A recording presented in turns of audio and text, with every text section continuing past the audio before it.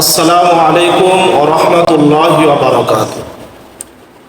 সুপ্রিয় দর্শক, আমরা রাসূলুল্লাহ সাল্লাল্লাহু আলাইহি ওয়াসাল্লামের প্রতি অধিক পরিমাণ দরুদ পাঠ করব।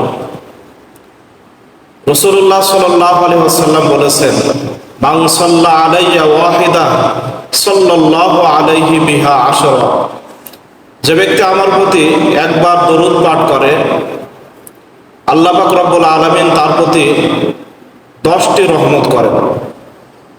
অন্য হাদিসে এসেছে রাসূলুল্লাহ সাল্লাল্লাহু আলাইহি ওয়াসাল্লাম বলেন, দরুদ পাঠকারীকে আল্লাহ পাক রব্বুল আলামিন 10টি রহমত দান করেন, 10টি মাগফিরাত করেন এবং 10টি মর্তবা বুলন্দ করে দেন।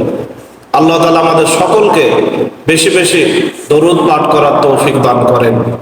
আসসালামু আলাইকুম ওয়া রাহমাতুল্লাহি